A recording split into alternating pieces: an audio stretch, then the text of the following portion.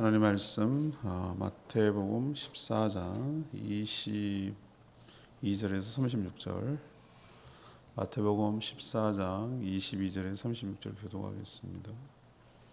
오늘은 2월 26일 수요일 저녁입니다. 2월 26일자 본문 마태복음 14장 22절에서 36절 교독합니다. 예수께서 즉시 제자들을 재촉하사 자기가 무리를 보내는 동안에 배를 타고 앞서 건너편으로 가게 하시고 무리를 보내신 후에 기도하러 따로 산에 올라가시니라. 저물매 거기 혼자 계시더니 배가 이미 육지에서 술이나 떠나서 바람이 거스름으로 물결로 말미암아 고난을 당하더라. 밤 사경에 예수께서 바다 위로 걸어서 제자들에게 오시니 제자들이 그가 바다 위로 걸어오심을 보고 놀라 유령이라 하며 무서워하여 소리 지르거늘 예수께서 즉시 이르시되 안심하라 나니 두려워하지 말라. 베드로가 대답하여 이르되 주여 만일 주님이시거든 나를 명하사 물 위로 오라 하소서 하니 오라 하시니 베드로가 배에서 내려 물 위로 걸어서 예수께로 가되 바람을 보고 무서워 빠져가는지라 소리질러 이르되 주여 나를 구원하소서 하니 예수께서 즉시 손을 내밀어 그를 붙잡으시며 이르시되 믿음이 작은 자여 왜 의심하였느냐 하시고 배에 함께 오름에 바람이 그치는지라 배에 있는 사람들이 예수께 절하며 이르되 진실로 하나님의 아들 이로소이다 하더라. 아멘. 예수님은 오병이어의 기적을 베푼 후에 제자들을 배에 태워 보내시고 또 따로 홀로 기도하러 가셨습니다. 제자들이 탄 배가 풍랑으로 고난을 당하자 예수님이 물 위로 걸어오셔서 그들을 안심시키셨습니다. 베드로는 예수님을 보고 물 위로 걸었으나 물결을 보고 무서워 빠졌고 예수님이 그를 건져 주셨습니다. 배가 게네사렛 땅에 도착하자 많은 병자들이 예수님을 찾아 그에게 손을 대니 모든 질병이 나았다라는 내용이 오늘 내용입니다. 오늘 질문은 예수님은 어떤 분이십니까? 예수님은 어떤 분이십니까? 오늘 질문이 이것입니다. 먼저 22, 23절까지 말씀입니다. 따로 혼자서 기도하시는 분입니다. 따로 혼자서 기도하시는 분이 예수님입니다. 오병이어의 기적을 베푸신 후에 예수님은 제자들을 재촉해서 배에 태워 앞서 보내십니다.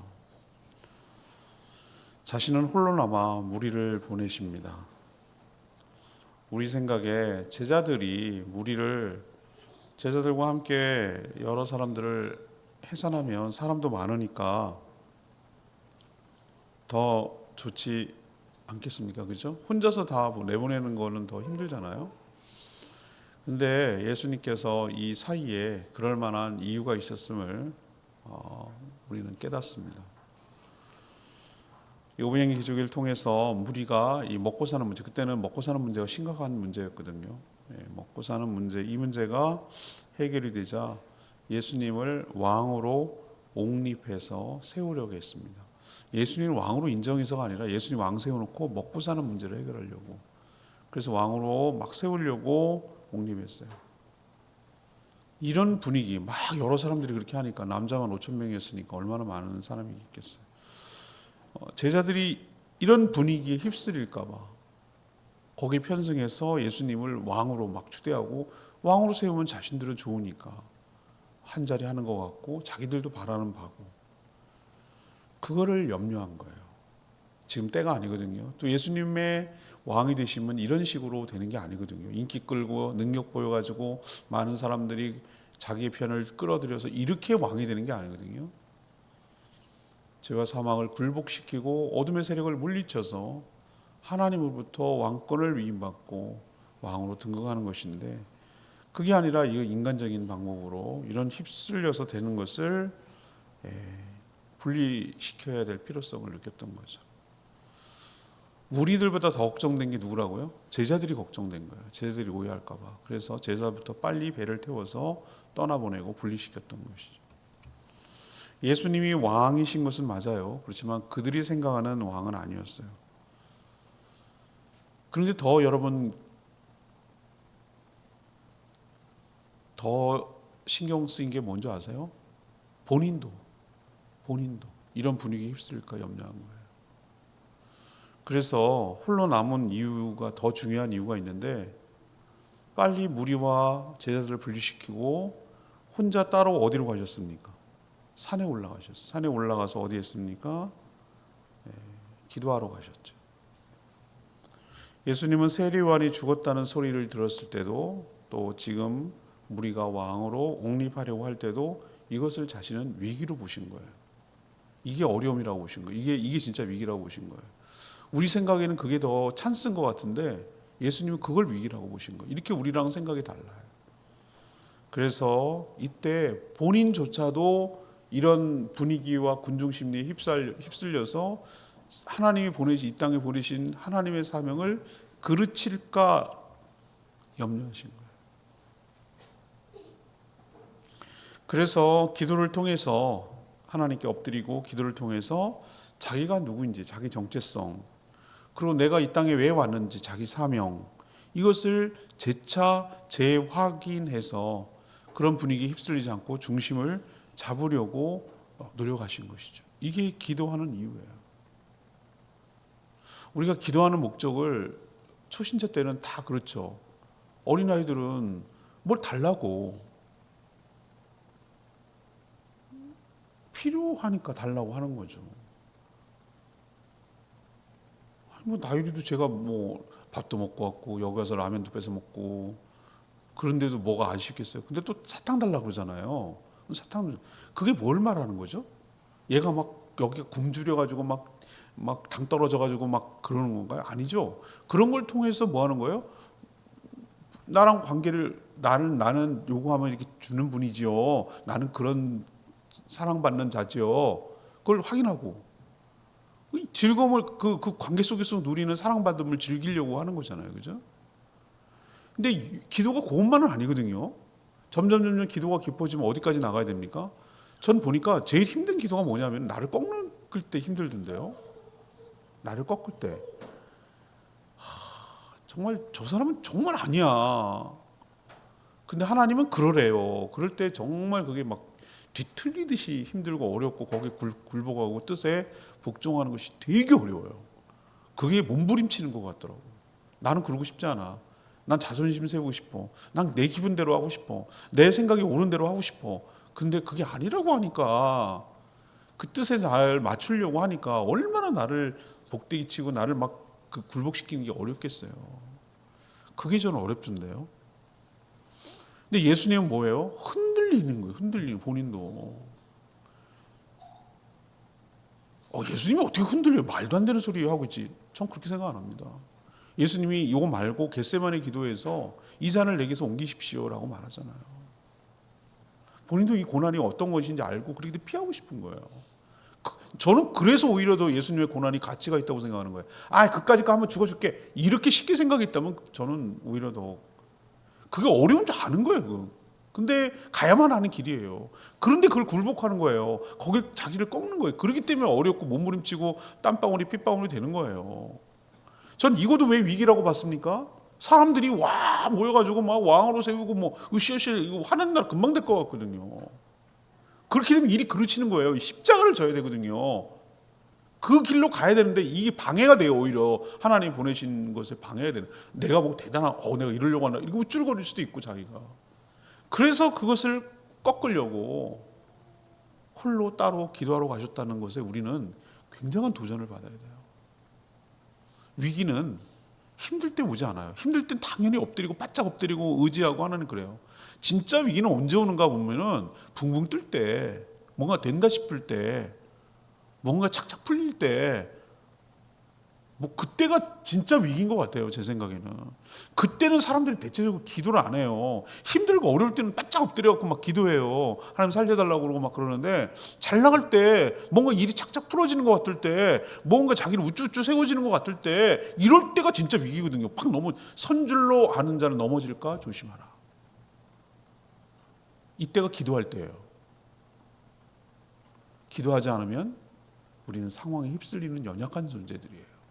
뭐가 된 줄로 생각하고, 뭐가 이루어진 줄로 생각하고, 그렇게 해서 오히려 더 그르치는 경우가 많아요.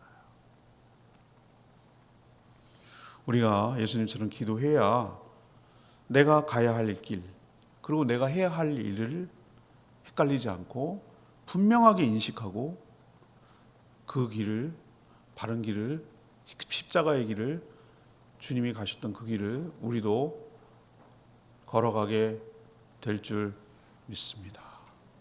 기도해야 되는 이유를 아시겠죠? 우리도 기도해야 됩니다.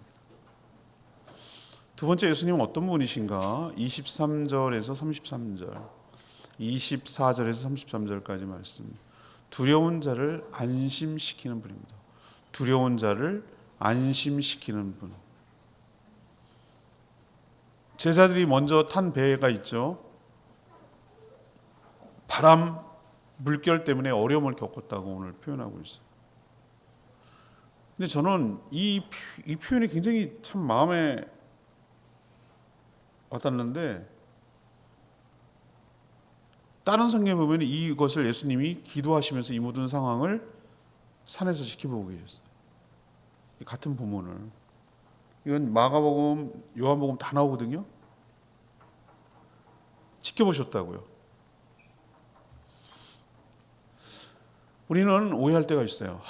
먼저 보내라고 그랬고 가라고 그랬고 배 타고 가는데 괜히 가라고 그랬어 말이지.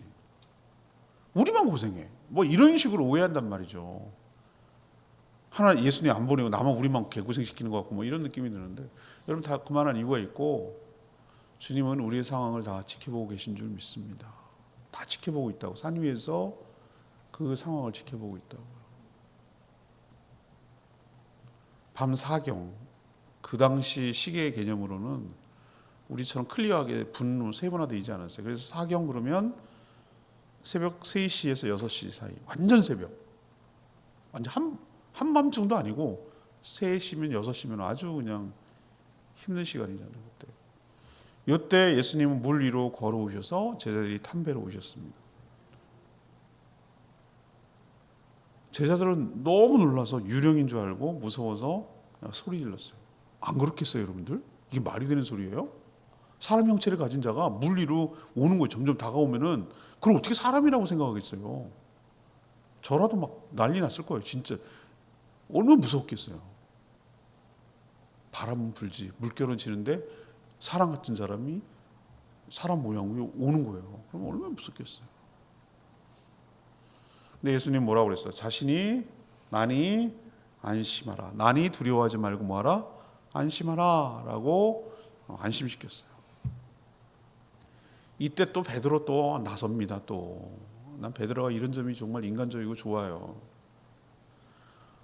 너무 우리는 조심스럽잖아요. 막 재고, 저 같은 경우는 막 따지고 확실하고 뭐 이래야 되는데, 이런 믿음이 때로는 필요해요. 이렇게 하니까 실수도 하니까 또 은혜도 경험하지 않겠어요?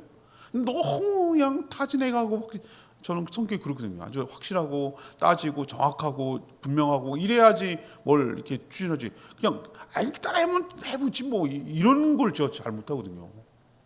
근데 요즘 많이 맡겨져가지고 일단 해보지 뭐 이게 좀 많이 개발이 된 것 같아요. 우리 그냥 지난번에 2월 15일에 비전 트립 하는데 직전까지 어디로 가야 될지, 동으로 갈까요? 서로 갈까요? 막 그러면서 한참 고민하고 있는데 그냥 밥 먹는 쪽으로 결정이 났어요. 참, 그런 걸 경험하는 거지 저는. 그럼 딱 싹 정리가 됐어. 밥 먹는 거 거기라면 저쪽으로 가는 것밖에 없어. 그 순간에도 갈등하는 거야. 여기부터 갈까? 할까? 시간 말까? 빼가.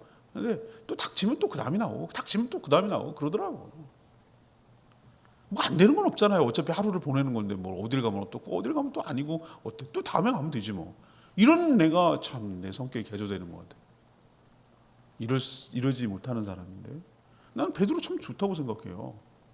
인간적으로 나는 얘는 너무 앞선다니까. 너무 설레발 만난다. 아니 배에 앉아가지고 아무것도 안 한 제자들보다는 훨씬 낫다고 생각. 베드로가 뭐라고 그랬습니까? 물 위로 걸어오신 분이 예수님 맞거든. 그걸 확인하고 싶거든. 나도 저 예수님과 동참하고 싶은 마음이 있는 거예요. 그렇죠? 그 경험을 하고 싶은 거예요. 그래서 주님이 정말 당신이 정말 주님이라면 저도 예수님처럼 물 위로 걷게 해주십시오라고 이렇게 요청하잖아요. 대단하지 않아요?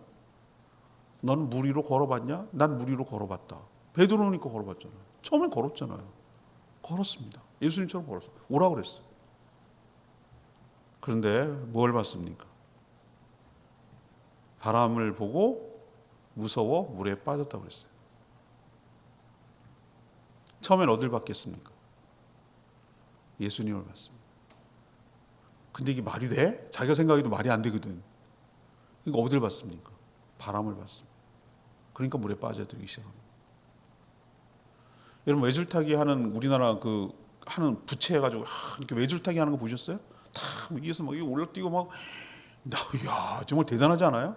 그 사람이 줄법디까? 아닙니다. 줄을 끝에와 끝에를 묶어놓은 그 나무 거기를 봅니다. 그래야 중심을 잡고 시선을 흐트러지지 않습니다. 줄 보는 사람은 떨어지게 되어 있습니다. 줄을 안 봅니다. 줄은 안 보고 뭘 본다고요? 나무를 본다고요. 바람을 보면 빠져요. 어디를 봐야 됩니까? 시선을 주님을 바라봐요. 피아노 칠 때 초짜들 어딜 봅니까? 건반을 봅니다. 건반. 자기 손가락하고 건반을 봅니다.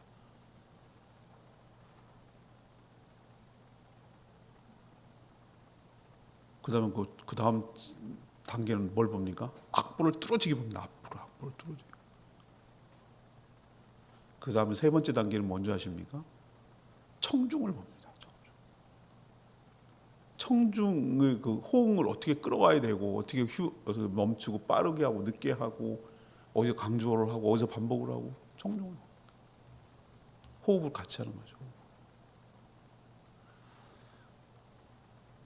우리도 시선을 예수님에게서 놓칠 때 상황을 바라볼 때 조건을 바라볼 때 자기 인식의 기준이 주님을 떠나서 상황 속으로 빠져버리면 그게 빠지는 거예요. 그런 빠져들어가면서 무서워하는 그런 베드로, 소리 지른 베드로를 예수님 뭐예요? 손을 잡고 붙잡아서 건져주셨어요. 이거 좋다, 꼴 좋다, 좀 고생 좀 해라 이렇게 하는 분이에요? 고소하다고? 주님이? 아니죠. 전 예수님의 여기에 그 자비하심이 느껴져요. 그래요. 우리가 연약하고 그런 존재라는 걸 알아요. 또 믿음도 연약한 존재라는 걸 안다고요. 주님께서. 그렇지 물 위로 걸을 수 있는 것도 나고 물에 빠질 수 있는 것도 나고 그게 베드로인 걸. 그런 것처럼 우리도 어떨 때는 믿음이 담대해서 주님 바라보고 가다가 또 어떨 때는 상황에 놓쳐가지고 푹푹 빠져가지고 살려달라고 아우성. 그게 똑같은 사람이에요. 다른 사람이 아니에요. 그게 나고 그게 베드로고. 우린 베드로보다도 못한 믿음이 있을 때가 없어요. 우린 배에서 나올 생각을 안 한다니까요. 베드로 뭐라 하지 마세요. 믿음 없다고. 아니에요. 그게 나라고요. 다이나믹하게 경험하면서 주님을 더 신뢰하고 거기서 교훈을 얻고 경험을 하는 거죠. 주님 바라봐야 되겠구나. 주님 시선 놓치면 우리도 빠지는구나. 이걸 경험할 수 있는 좋은 기회가 됐잖아요. 그리고 주님은 그의 믿음 없음을 책망하셨어요. 이건 우리를 향한 거예요. 그리고 함께 배에 이게 손을 잡고 베드로와 함께 배에 올라가셨어요. 그러자 놀랍게도 바람이 멈춰야겠다 그랬어요. 바람이 그쳤다라고 그랬어요. 그쳤다. 그래서 제자들은 어떻게 했습니까? 배에서 그 좁은 배에서 배가 그렇게 크지 않아요. 전 배를 봤거든요. 실제 배가 늪에 빠져가지고 2000년 전에 배가 그대로 썩지 않고 남아있는 게 난 놀라웠어요. 그게 고고학적으로 발굴돼가지고 가뭄이 들었을 때 갈릴리 호수에 물이 쫙 빠졌을 때 그게 일부가 드러나는 바람에 그게 전시를 해요. 전시. 갈릴리 호수 끝자락에 가면 있어요. 그 배가 있다고요. 근데 우리가 보면은 물론 1인용 보트는 아니에요. 그렇지만 우리가 생각하는 무슨 갈치잡이 배처럼 엄청 크고 이런 배가 아니에요. 한 10명 타면 꽉 찰 것 같은데 내 느낌에. 10명, 15명? 글쎄 내 그냥 눈에는 최대치 한 15명 될 거, 15명 타면은 거기 작업할 수 있을까? 뭐 이런 생각이 들 정도로 그렇게 큰 배는 아니에요. 그렇다고 1인용 배는 아니라고요. 근데 거기에 엎드려서 뭐라고 고백했습니까? 그 현장을 다 지켜봤던, 간접적으로 경험했던 베드로 포함해가지고 다 제자들이 엎드려서 뭐 했습니까? 뭐라고 고백했어요? 하나님의 아들이십니다라고 고백을 한 거예요. 이거예요, 이거. 왜 그들을 먼저 배를 태워서 보냈는지 아시겠어요? 그들은 왕을 삼으려고 그랬어요. 제자들도 거기 휩싸여서 거기에 왕으로 삼으려고 그랬어요. 예수님 왕이 아니라는 얘기는 아니에요. 그렇게 하려던 것을 끊어내고 이 풍랑과 물 위로 걸어오시는 예수님과 바람을 잠잠케 하시는 예수 그리스도를 바라보고 그들의 고백이 바뀌었어요. 생각이 바뀌었다고. 어떻게 해요? 우리의 먹을 것을 책임지시는 왕이 아니라 이분이야말로 모든 만물을 주관하고 다스리고 통제하시는 하나님의 아들이시구나. 바뀌었죠. 이런 경험이 없었으면 어떻게 했겠어요? 오늘 두 번째로 우리에게 도전하시는 말씀은 뭡니까? 예수님은 우리가 여러 가지 이유로 두려움에 빠지면 우리에게 친히 찾아오셔서 우리의 위험에서 건져주시고 우리를 안심시켜 주시는 분인 줄 믿습니다. 우리가 탄 배를 우리 혼자 내버려 두시지 않고 뭐라고 했어요? 산 위에서 예수님께서 그 배의 어떤 상황인지를 지켜보신다고 그랬잖아요. 그리고 때가 되면 오신다고 그랬잖아요. 그의 방법으로 오신다고요. 우리는 어떻게 와? 여긴 바다 한가운데인데 어떻게 와? 그건 우리 생각이고 주님은 어떤 방식으로든지 우리에게 찾아오셔서 우리의 두려움과 우리의 염려를 갖다가 안심시키고 배를 갖다가 빠지지 않게 하시고 바람을 잠지 않게 하셔서 우리를 안심시켜 주시는 하나님의 아들이신 줄로 믿습니다. 이게 더 큰 믿음이죠. 이게 우리에게 요구되는 믿음이고요. 세 번째는 34절에서 36절까지 찾는 자들을 치유하시는 분이다. 지금 오늘 질문이 예수님은 누구신가? 찾는 자들을 치유하시는 분. 세 번째는 예수님과 제자들이 탄 배가 갈릴리호수 서북쪽 게네사렛에 도착을 했습니다. 그 사람들은 예수님인 걸 알아보고 근방에 두루두루 통지해서 그때는 뭐 핸드폰도 없고 삐삐도 없고 아무것도 없었을 텐데 얼마나 다급하고 얼마나 이슈고 얼마나 갈급했으면 얼마나 막 소문이 뻗어나갔겠어요. 여러분들 정말 좋은 소문이라고 생각하면 어떻게 해요? 막 얘기하지 않아요? 여러분들은? 그렇죠? 그런 것처럼 두루두루 막 얘기를 해가지고 얼마나 그 당시 의료도 안 돼 있고 평균 수명이 40살도 못 넘는 때인데 얼마나 힘들겠어요. 병자들도 얼마나 많았겠어요. 당시 먹고 사는 문제도 해결이 안 되는데 무슨 병을 치료했겠어요. 그냥 걸리면 죽는 거지. 그들은 와서 그 많은 사람들이 밀려오니 일일이 인격적으로 뭐 말도 하고 대화도 하고 무슨 진찰 1인 진찰하듯이 그렇게 할 여력도 없었어. 그럴 경황도 없어. 이들의 믿음은 뭡니까? 그저 옷자락이라도 뭐예요? 옷자락이라도 손을 대게 해달라고. 그러면 나을 거라고 믿은 거죠. 그렇게 간구한 거예요. 그렇게 해달라고 요청한 거예요. 그래야 자신의 질병이 나을 것이라고 확신했기 때문에 그래요.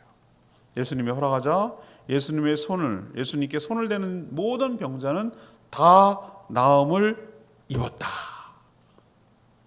어디가 비교됩니까? 저는 이거 보면서 전에 여러분 기억나세요? 가다라 지방에 갔던 기억나시죠? 예수님이 배를 타고 가다라 지방에 딱 도착했을 때 뭐가 그때 인상 깊은 게 뭐예요? 무덤 속에 나가서 귀신 들린 자 거기 지나가지 못했죠. 사람이 얼마나 드센지. 그리고 그 사람들은 놀라운 기적을 경험했으면 귀신이 쫓아나가는 자기는 그 길도 못 다녔다니까. 자기 동네 사람들은 그럼 쫓겨났다는 거. 사람이 얌전해갖고 보면 놀라운 게 그러면 우리도 고쳐주세요. 우리도 고쳐주세요. 우리도 고쳐주세요. 그렇게 하는 게 맞잖아요. 그죠? 근데 그 사람들 어떻게 했습니까? 돼지떼가 몰살당하는 거 보고 돼지가 더 먹고 사는 게 더 급했던 거야. 우리 마을에서 떠나달라고 그랬어요. 누가 바보입니까? 누가 현명한 겁니까? 저는 그 사람들이 바보가 하라 지방 사람이 바보 같아. 자기네 문제 하나도 해결 안 됐어. 근데 이 사람들 보세요. 게네사렛 사람들은 어떻게 해요? 완전히 다르잖아요. 태도가. 주님이 오셨단다. 주님이 오셨단다. 와가지고 어떻게 해요? 처음부터 사람들이 와가지고 손에 대기만 하면 옷에 대기만 하면 나을 거라고 하고 그들은 치료받고 회복되고 나아졌잖아요. 어떤 게 현명한 겁니까? 게네사렛 사람이 현명한 거죠. 또 하나 사례가 떠오르는데요. 예수님의 고향 나사렛에 갔죠. 근데 얘네 동생도 알고 엄마도 알고 다 안다는 이유로 뭐래요? 불신했어요. 믿지 않았어요. 거기서 믿지 않음으로 뭐 했어요? 큰 권능을 행하지 않으셨다 그랬어요. 가다라 지방 나사렛 자기 고향 안 하셨어요. 근데 게네사렛 보세요. 예수님 여기서 공통점이 하나 있어요. 자신을 불신하고 거절하는 자기가 막 억지로 이거 좀 해봐 막 이리로 오라니까 이렇게 하지 않으세요. 예수님이 구걸하듯이 마치 이렇게 무슨 막 강압적으로 하는 분은 아니에요. 여러분 그걸 명심하셔야 돼요. 원하지 않는 사람에게 안 해주세요. 믿음이 없는 사람, 간절하게 원하지 않는 사람에게 억지로 안 해주신다고요. 그래서 항상 묻잖아요. 이번 주일날도 이제 그런 맥락에서 얘기할 건데 묻잖아요. 내가 고쳐주기를 원하느냐? 아니 그걸 말이라고 물어? 근데 꼭 묻잖아요. 예수님께서 내 믿음이 너를 구원했대요. 항상 내 믿음이 너를 구원했대. 믿음이 구원하는 거예요. 믿음을 확인하시는 거예요. 믿지 않고 거절하고 배척하고. 믿음이 뭐예요? 영접하는 게, 배척하는 게 믿음이 아니고 불신이잖아요. 불신이 배척이에요. 믿는 건 뭐예요? 예수님을 맞아들이고 영접하는 거예요. 환영하는 거예요. 초청하는 거예요. 이처럼 불신하고 거절한 자에게는 아무런 역사가 없어요. 자신을 신뢰하고 찾는 자에게 그게 무슨 문제가 됐든, 그게 누가 됐든 간에 어떤 문제든지 다 해결하여 주시는 분인 줄 믿습니다. 결국 은혜는 믿는 자들에게 임하지 믿지 않는 자들에게 임하지 않아요. 지금도 주님을 찾는 자들에게, 주님을 믿는 자들에게, 주님의 옷가에 소리나도 되면 나을 거라고 믿는 자들에게 그 믿음대로 역사하시고 치유하시고 고쳐주시는 분인 줄 믿습니다. 오늘 레마의 말씀 31절 말씀. 아까 했던 얘기를 좀 나누고 싶어요. 예수께서 즉시 손을 내밀어 그를 붙잡으시며 이르시되 믿음이 작은 자여 왜 의심하였느냐 하시고. 베드로가 처음부터 물에 빠지지 않았어요. 처음에는 자신을 물 위로 걷도록 허락하신 예수님을 바라보며 예수님을 향하여 갔습니다. 그때는 물에 빠지지 않고 예수님처럼 물 위로 걸을 수가 있었어요. 자연적이고 물리적인 세계를 초월한 것이죠. 하지만 아까 말했죠. 뭘 놓쳤다고요? 시선이란 찬양이 있어요. 시선이란 찬양. 시선을 놓쳐버렸기 때문에 예수님이 아니라 바람과 물결을 바라보자 무서움에 빠져들었고 물에 빠지기 시작했어요. 처음부터 믿음이 없었던 것은 아니에요. 그럼 거기 가지도 않았어요. 주님이 아닌 상황을 볼 때, 우리의 시선을 놓칠 때, 우리의 시선이 흩어질 때, 그때 의심하게 되고 그때 빠지게 된다는 거.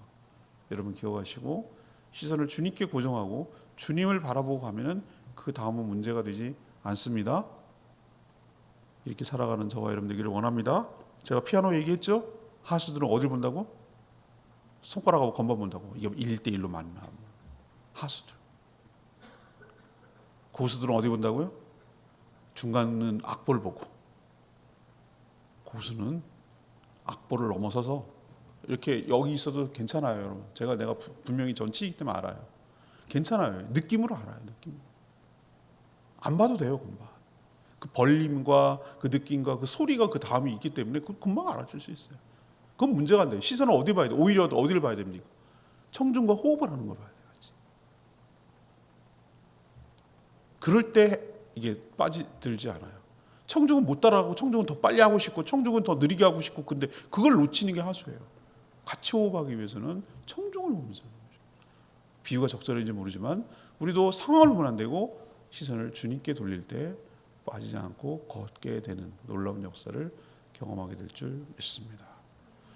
오늘 질문이 뭐였습니까? 예수님은 누구십니까? 이게 질문이고요. 각자 레마의 말씀이 다 다르기 때문에 첫 번째는 제가 뭐라고 그랬어요? 따로 뭐 하는 분이라고요? 기도하시는 분이라고 그랬어요. 왜 기도한다고 그랬죠? 흔들릴까 봐. 흔들리지 않고 중심 잡으려고. 내가 누구지? 내가 뭐 하는 사람이지? 내가 뭐 하러 왔지? 저런 소리에 흔들리면 안 되는데 저런 우쭈쭈 하는 소리에 흔들리면 아니 우리는 막 나한테 비난하는 사람한테도 흔들리지 않으면 그걸 참아내느라고 기도도 해야 되지만 나를 막 뭔가 있는 것처럼 하고 막 이렇게 우쭈쭈 하고 그때가 더 위험하다고 제가 몇 번 말씀드렸어요. 된주할 때, 선주를 할 때 넘어질 조심하라고. 요때 더 기도해야 될 때라는 거 여러분 기억하시기 바라고. 두 번째는 뭐예요?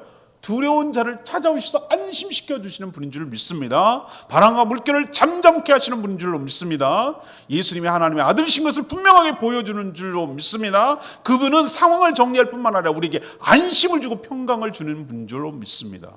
예수님이 그런 분이라고. 세 번째는 뭐예요? 자신을 찾는 자들의 어떤 문제이건 간에 그 믿음을 보시고 치유하시는 분인 줄 믿습니다. 닫기만 하면 나을 줄 믿습니다. 그 믿음대로 해결하여 주시는 분인 줄 믿습니다. 여러분도 각자 하나님, 저는 주님이 어떤 분인지를 붙들고 살아가기를 원합니다.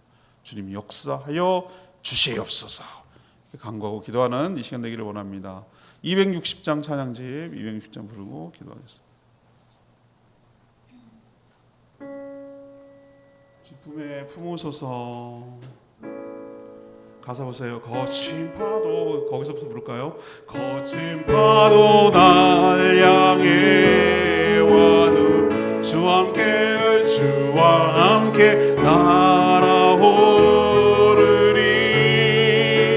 폭풍 가운데 나의 영혼 잠잠하게 주를 보리라. 주품에 품으소서. 주의 품에 품으소서.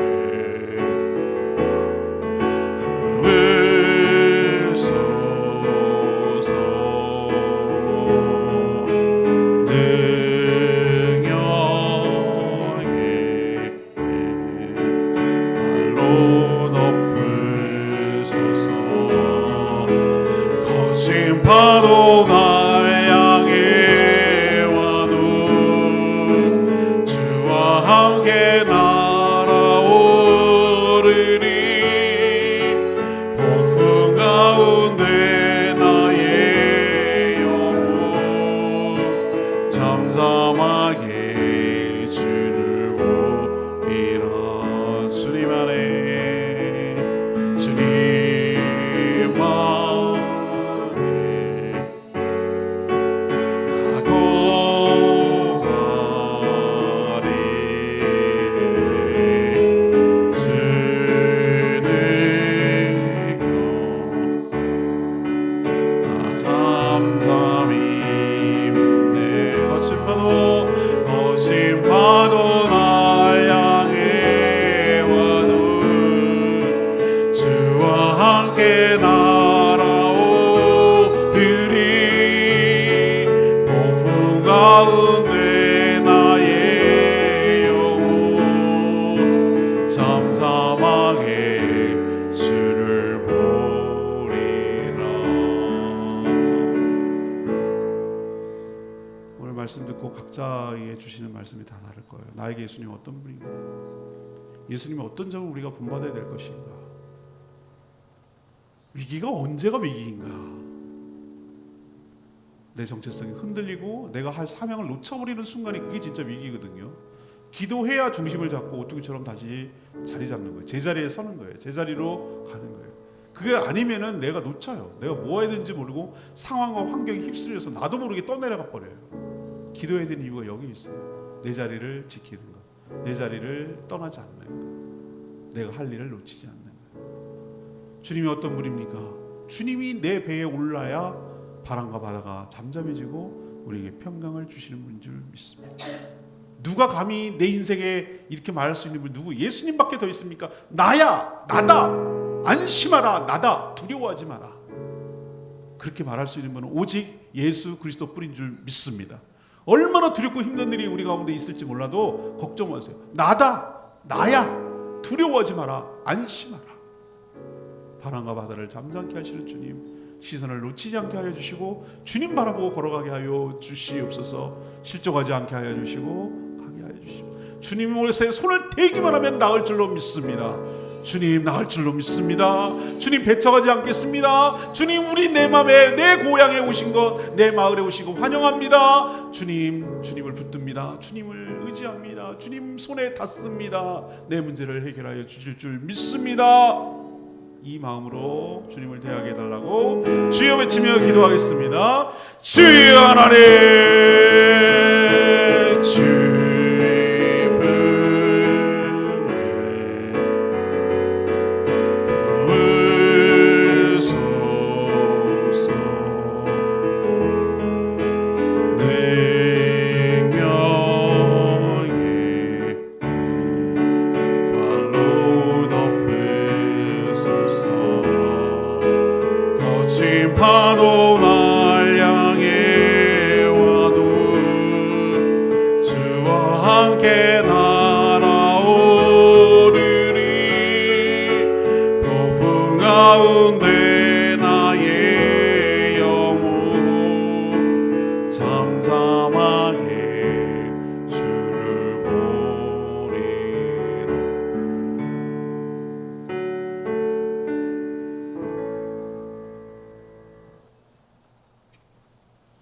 하나님, 예수님이 어떤 분인지 저희도 바로 알고 믿게 하여 주시옵소서.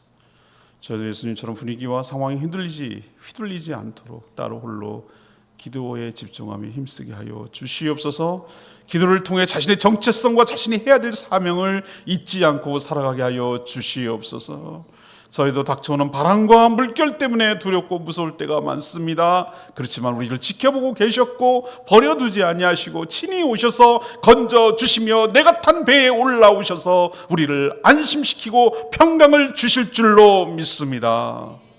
불신함에 거절하는 자에게는 어떤 기적도 없지만 주님을 찾고 구하는 자들에게는 놀라운 기적과 은혜가 있을 줄 믿습니다. 저희도 주님께 손을 대는 믿음을 주시옵소서. 그래서 모든 문제가 해결되는 역사가 일어나게 하여 주시옵소서. 오늘도 간구하는 기도 주님께서 들어주실 줄 믿으며 예수 그리스도의 이름으로 축복하며 기도합니다. 아멘.